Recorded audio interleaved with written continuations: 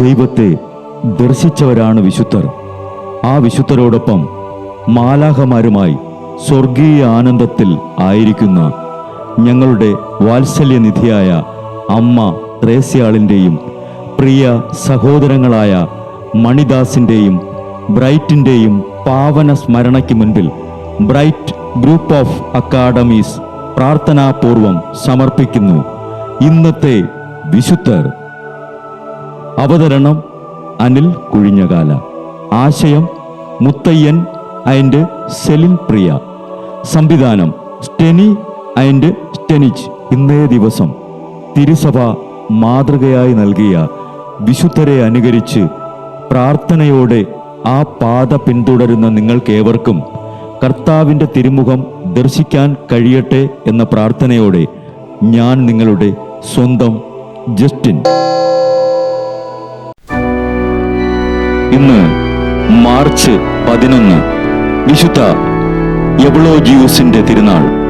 സ്പെയിനി കോർദോബ എന്ന പ്രദേശത്ത് സെനറ്റർ കുടുംബത്തിൽ ജനിച്ച എവ്ലോജിയൂസ് സുഹൃതം കൊണ്ടും പഠനം കൊണ്ടും ഒരു പുരോഹിതനായി തീർന്നു. എവ്ലോജിയൂസ് സ്പെയിനിലെ പ്രധാന വൈദിക സെമിനാരിയിലെ മുഖ്യ അധ്യാപകനുമായി. ഏതാനും ചില ക്രിസ്ത്യാനികൾ തങ്ങളുടെ തീഷ്ണതയുടെ ആധിക്യത്തിൽ മുഹമ്മദിനെ പുച്ഛിച്ച് സംസാരിച്ചതിനാൽ 850 ഭീകരമായ ഒരു മതമർദ്ദനം ഉണ്ടായി. ആ സമയത്ത് എവ്ലോജിയൂസ് ഫ്ലോറ, മേരി എന്നിവരെ അഭിസംബോധന ചെയ്ത് രക്തസാക്ഷിത്വത്തിന് ആഹ്വാനം എന്ന ഗ്രന്ഥം രചിച്ചു. ലയോക്രീഷ്യ എന്ന മുസ്ലിം കന്യകയുടെ മാതാപിതാക്കൾ പ്രാർത്ഥനാ സ്വാതന്ത്ര്യം നൽകാത്തതിനാൽ അവൾ രഹസ്യമായി ക്രിസ്തു മതതത്വങ്ങൾ പഠിച്ചു. ജ്ഞാനസ്നാനം സ്വീകരിച്ചതും ലയോക്രീഷ്യയെ എവ്ലോജിയൂസും സഹോദരി അനുലോനയും കൂടി ഒളിപ്പിച്ചു. ഇതറിഞ്ഞ മാതാപിതാക്കൾ സാരസന്മാരുടെ രാജാവിന്റെ മുൻപിൽ എവ്ലോജിയൂസിനെ ഹാജരാക്കി. രാജാവിന്റെ കൗൺസിൽ ശിരസ്സു ഛേദിക്കാൻ വിധിച്ചു. എവ്ലോജിയൂസിനെ കൊല്ലാൻ കൊണ്ടുപോകുമ്പോൾ ഒരു ഭൃത്യൻ അച്ഛന്റെ കരണത്തടിച്ചു.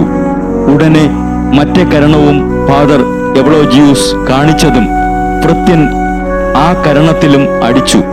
ക്രൂരമായ പീഡനങ്ങൾക്കൊടുവിൽ 859 മാർച്ച് 11 അത്യന്തം പ്രസന്നതയോടെ എവ്ലോജിയൂസ് അച്ഛൻ മൃത്യുവരിച്ചു. രക്തസാക്ഷിത്വം മകുടം ചൂടിയ വിശുദ്ധ എവ്ലോജിയൂസെ ഞങ്ങൾക്കു വേണ്ടി അപേക്ഷിക്കണമേ.